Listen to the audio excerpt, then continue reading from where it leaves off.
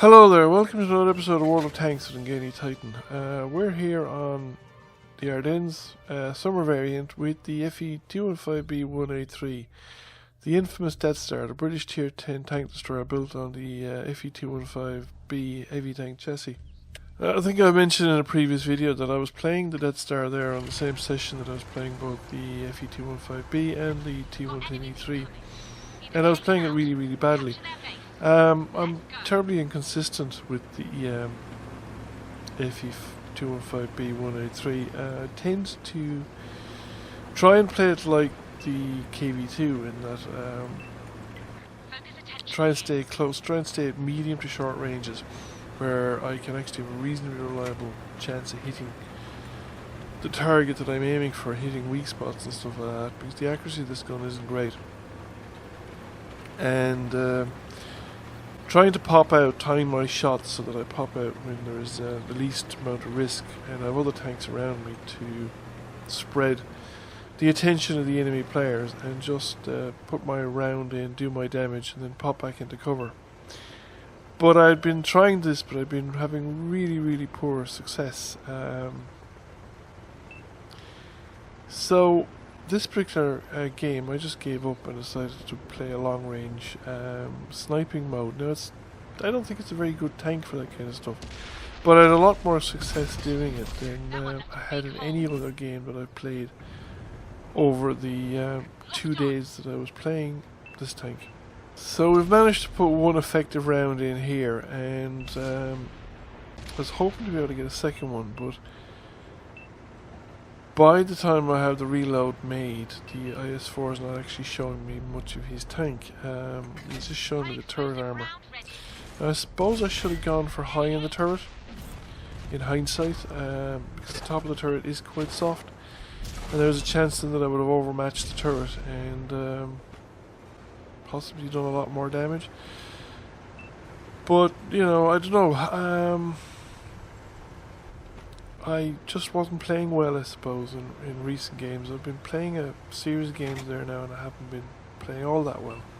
I've been actually doing some of it today now, and I've been playing a lot better, except I had to give up in the evening because the connection just got unreliable, and so we're now waiting for a clean shot with another target.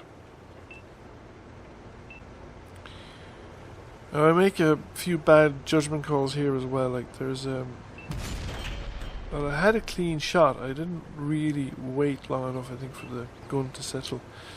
Ready to fire on target. I think, well, where I am, I think there's nearly always a consistent lag between the server reticle and the local client reticle.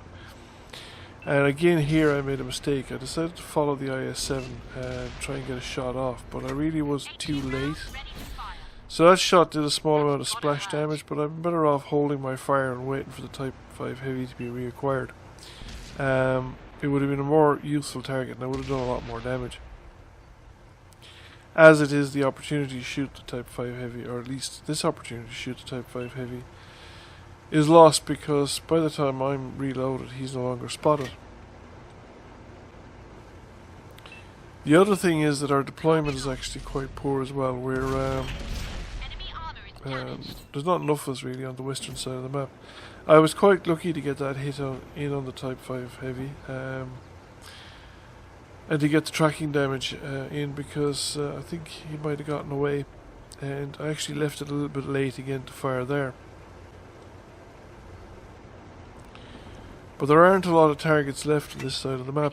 I was kind of hoping that Patton would turn up, but I think the Patton is engaging on people in the town. And then there's another Type 5 Heavy back here again. I just lob a shot in. No, I haven't. To be honest with you, I have no idea where the weak spots on the Type 5 Heavy are. I'm just taking my chances again, I suppose. A roof shot might have been better, especially towards the commander's hatch, because he's angled. He's kind of slightly facing me on the roof side. And it turns out that one worked a lot better. I was just blind fired in, but it hit the roof of the tank, I think, and had a lot more success than the previous attempts. Now, an enemy tank is turned up at the edge of our base area, and it's now I begin to realise the danger that the base is in. So I respond, which I think was good, but I don't actually execute the response very well. I think I wait here a little too long. I thought that Type 62A might turn up, be more aggressive, but he wasn't. And I think I'd have been better off to move into a more forward location, because I might have been able to get past the cordon of tanks and have more opportunities to fire at the enemy later on in the game. I'm also really regretting those 3 or 4 early misses. Now there's a tank to the north of me. There was a shot fired in there, and there's definitely a tank to the north. But nobody's spotted him yet. And again, I should have followed the Scorpion G in directly. However, I do get a really good opportunity on this Waffenträger, and I'm very unlucky not to have eliminated him completely. But again, I back up rather than advance. I think at this point I should have advanced, because the Scorpion G has unearthed a T-57 Heavy, and he's managed to do a lot of damage. Well, he's managed to do a bit of damage, but he's also managed to get the T-57 Heavy to fire a lot of his ammunition, so it would have been advantageous to me to have come in before the T-57 got any notions about reloading. However, I make a pretty cautious approach, and I was concerned too about tanks coming up on that side. But the getting rid of the T-57 is just a priority. It has to be done. So I come up here. The T-57 is actually not paying any attention to me. So I managed to get this first shot in for free. And I was very unlucky that I didn't take him out. Now, I made a huge mistake here. It is clear to me that or in hindsight definitely, the T-57 had only 1 shot. He had fired at least 2. So he had at the most 2 rounds left, so I would have survived 2 rounds from a T-57 Heavy. And if I'd gone after him, I think he had so few rounds left. His reload is as long, if not longer, than mine. And if I'd gone directly after him, I could probably have taken him out with a ram. Enemies got us in their sights. Without having to worry about his reload, and I could have then have an extra round of ammunition for other purposes. So I come around here. Now he's firing at me now, so I have to assume he's fully reloaded, and that if he's fully reloaded, his total damage output exceeds my remaining hit points. So I have to get rid of him. Therefore I had to use the second round. But that second round means that I've only 1 round left, so I have a maximum of 2,000 hit points thereabouts. And I really only I've 1 shot. Now there's 2 tanks remaining, but the medium tank, the Leopard, just doesn't come near me.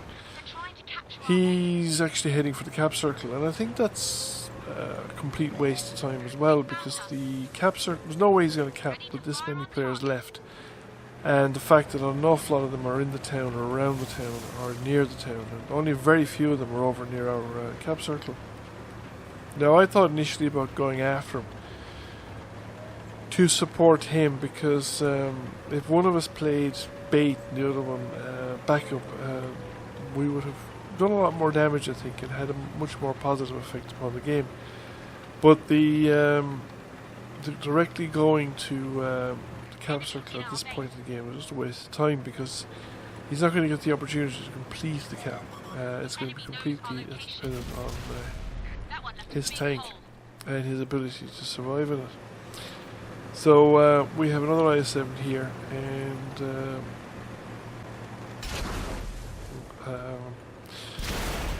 I didn't realise that I had no ammunition left. Actually, it was part of the problem there. I didn't realise that I had no ammunition left, that I wasn't going to get another shot, and therefore as soon as somebody reloaded, I was doomed. Now, one only gets to successfully cap against 5 enemy tanks if one is a substantial way through the cap before the enemy tanks can come after you, and then you frequently won't succeed in a lot of the maps because the maps are just, especially in a case like this where a lot of the tanks were probably still on this side of the map.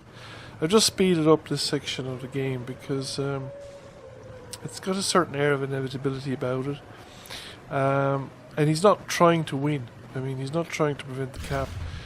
He's taking on tanks so that he's trying to kill the E100, I think. At least that was his initial plan. But there's no chance of it succeeding because the E100 has support. As soon as his contact was made, more and more tanks start appearing.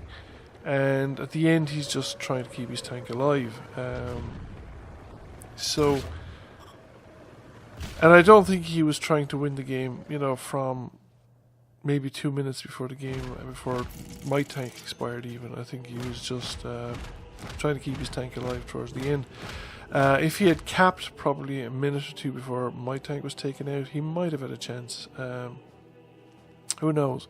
Anyway, we came first by experience. We got a first class mastery, and I did the most damage I think I've ever done in World of Tanks. So I hope you've enjoyed the game. Thank you for watching. If you did, please consider giving the channel a subscription and the video a like, and I'll catch you all again soon.